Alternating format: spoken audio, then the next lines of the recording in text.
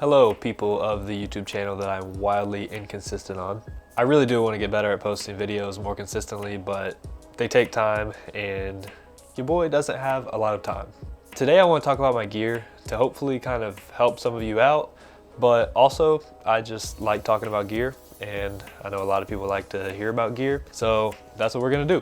I would love to say that everything is gonna be linked in the description of this video, but there's a lot of stuff and I can't promise that. I'll try to link the main big stuff in there if I remember, but anything else just comment and I'll kind of give you the link or direct you to where you can find it. So the reason I felt like now was a good time to do this video is because I have everything right here beside me, all packed up and ready to head to Indianapolis. I have a flight tomorrow morning, so I figured why not just kind of unpack it and show you everything, and that way I can repack and also make sure that I have everything I need. So let's actually start with what I'm shooting on right now for this video, and that is my Sony a7 IV with a Tamron 24-70 lens. To be honest, the a7 IV is the one piece of equipment I'm like most torn on because I'm not sure if I should get rid of it and get the a7 V or what I should do with that. I love it because I can take photos with it when I need to, which I don't do often, but I can also use it as a beat cam. The only downside is it only shoots 4K 60,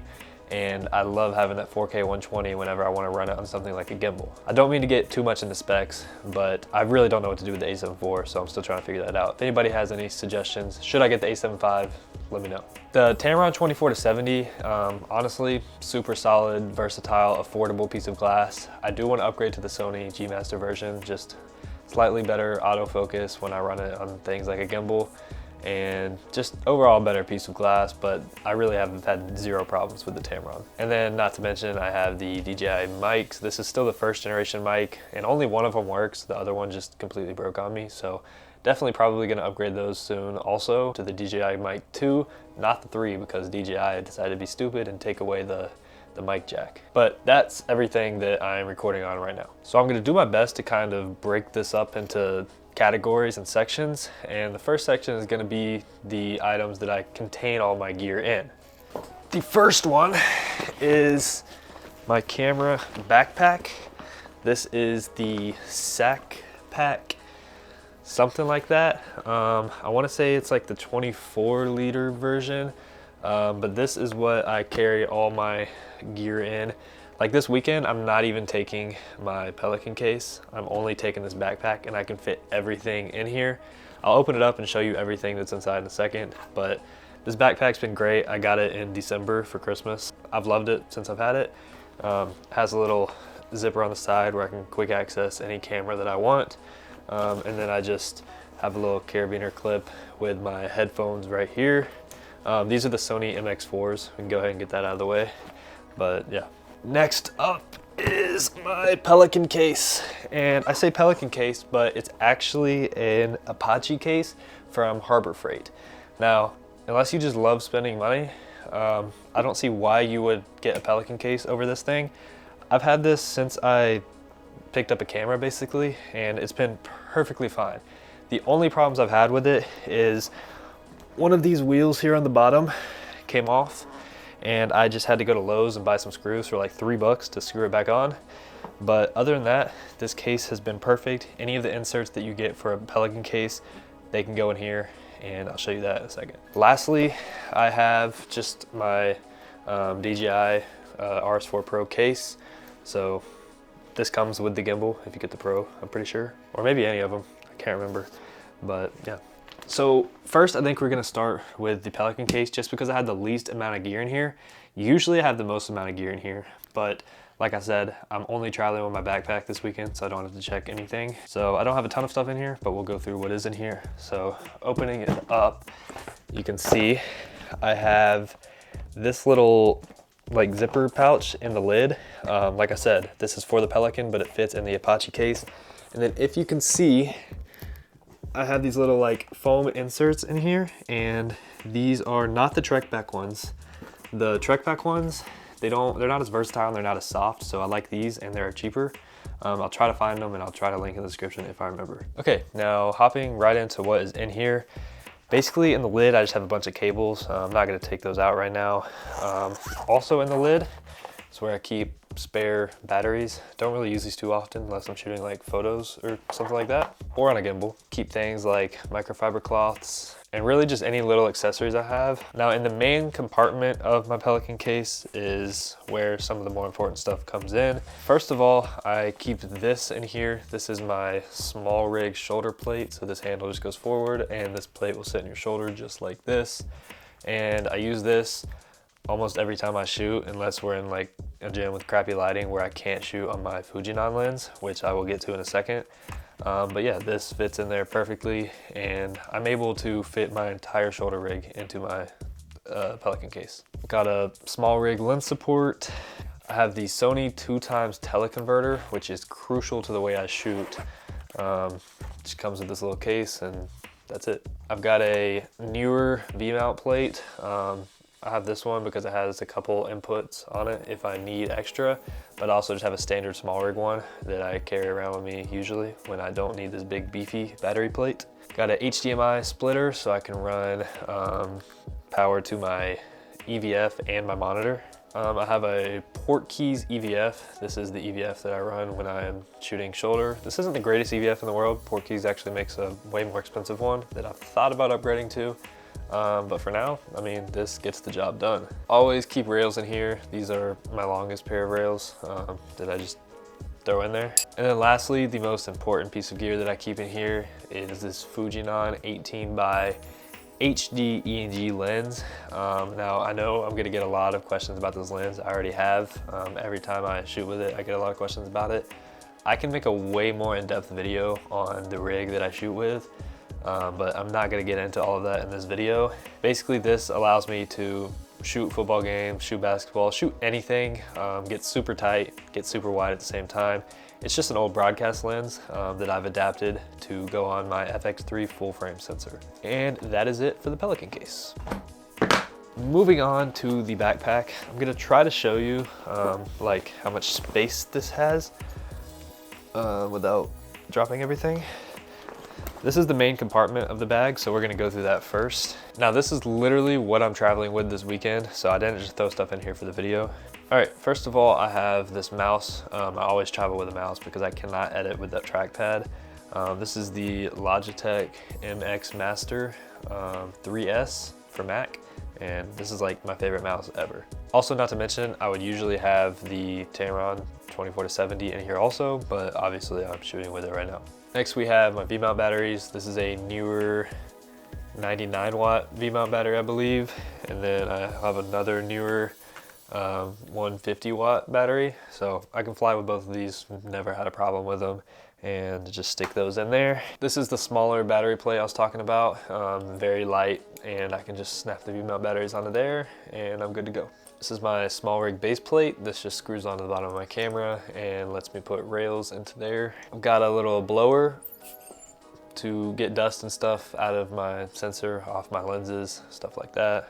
I would definitely recommend having one of these if you don't already. This is my top handle. It is a Utibit top handle. I've never really heard of the brand before, but I got it because it has a NATO rail and it has a place for a rod to go through, which is how I actually put my EVF onto my rig when I'm shooting on my shoulder rig. And I also just hate the Sony top handle. It's so flimsy. I know it has the XLR inputs, which sometimes I do need to use, which is the only reason I'll use that handle. But for the most part, I don't even really use an XLR mic. So I'll just throw this top handle on.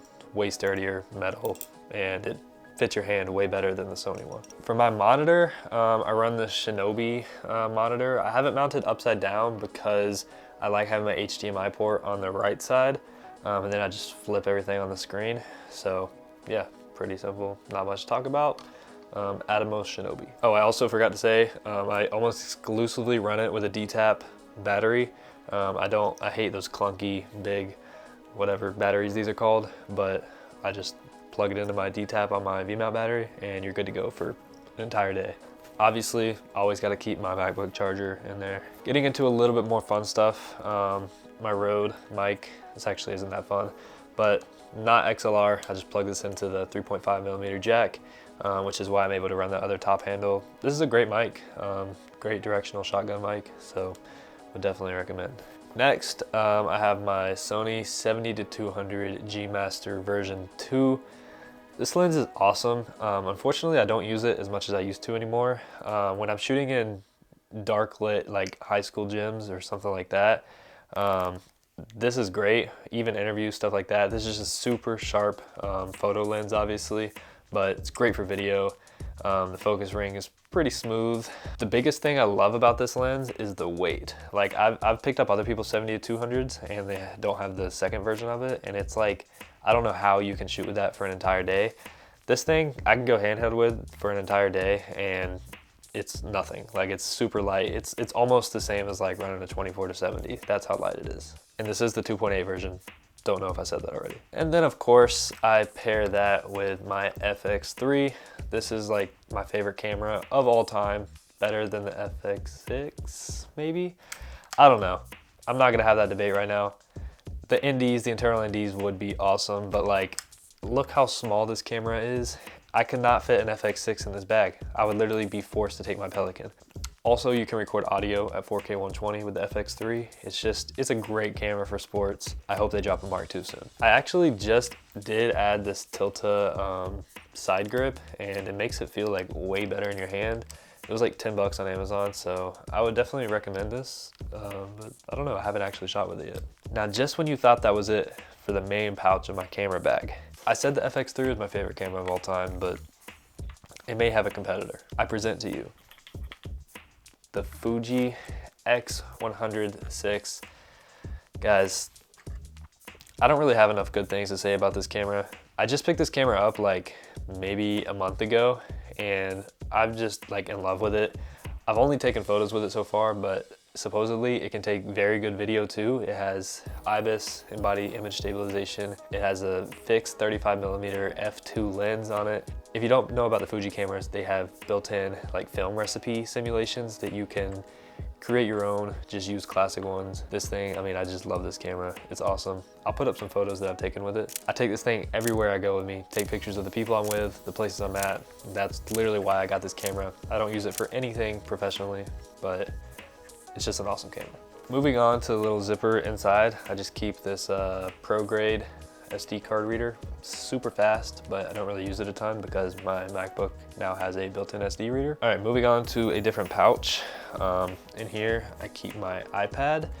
This is a super old iPad, but still does what I need it to do. I really just use this for color grading, so I'll use it as like a second monitor for my MacBook, and I'll color off of this because iPads, if you don't know, have the most color accurate displays of any Apple product. Then of course, with my mouse, the mouse I use, the MX Master 4 actually, you don't need a mouse pad, but I love having a mouse pad. This one has like a wrist pad on it, so when you're using the mouse, your wrist doesn't start hurting. But this is like my favorite mouse pad ever. I also keep a little Godox light in here. You never know when you're gonna need it. Just a quick key light for an interview. You can tape it up somewhere. I don't know. Usually you never know when you're gonna need a light. So, and then lastly, in this pouch, I have my life savings worth of SSDs, hard drives, whatever. This is like a fifth of what I have. So this is a lot of money now that I think about it in 2026. I mean, it's like $1,000 a pop right here in my hand. Bro, the price of SSDs and hard drives and all that crap is just, it's ridiculous. So maybe I need to sell them. I don't know what I need to do, but if anybody has any storage solutions, like long-term, let me know. Okay, that is most of the stuff for my camera bag. I'll go through this little top pouch real quick. Keep a pair of AirPods in there. Never know. Keep a spare battery in there. Also never know when you're gonna need that. Keep my SD card case in here. Super simple, just throw them in there. Definitely get an SD card case. Also, more microfiber cloths. And then I have this U-Green power bank. It's MagSafe, so I can just stick it to the back of my phone. But it also has USB-C, so I can power a camera, charge my Fuji if I need to. Never know when you're gonna need a power bank, so just keep this in there. And then lastly, in the zipper, in the small pouch, I have more microfiber cloths, and then I just have a super crappy pair of earbuds for monitoring audio whenever we mic up a player or are doing interviews or anything that I need to monitor audio for. I almost forgot the thing that powers it all, and that is my MacBook Pro M4 Max I basically just maxed the specs out on this thing because I want it to last me a long time and I want to have a super powerful editing machine. I used to have a Mac Mini and it was great, but the problem is when you're freelancing and you're traveling and all that stuff, you want to have a laptop that can do what this does. So on my desk setup at home, I have just a little thing where I can stick this in there and plug this into a monitor. And then I can use it just like a Mac Mini or just like any other desktop computer. And then last but not least, it's a pretty new addition to the kit actually, is my gimbal. Like I said, this is the DJI RS4 Pro combo. So you have the actual body of the gimbal in here. And then in here, you just have all the accessories for the gimbal, which I don't really feel like taking out and unzipping. So I'm gonna be lazy and just not show you that. I'm sorry. If anybody really wants to know about gimbal accessories, just go look up an RS4 Pro video. But yeah, that's basically all my gear. The only thing I didn't show you is my tripod, which it's kind of crappy. It's in my car right now and it's raining, so I didn't feel like going out and getting that, but I need to upgrade that anyways. Other than that, that's basically everything that I travel with on a daily basis. If you have any more questions or want me to go more in depth on anything that I talked about in this video, you can shoot me a message, you can just comment it, and maybe I'll make another video on it. I promise I'm gonna try to be more consistent on YouTube. I really do wanna be. But yeah, give this video a like if you want me to post more videos, and I'll see you on the next one.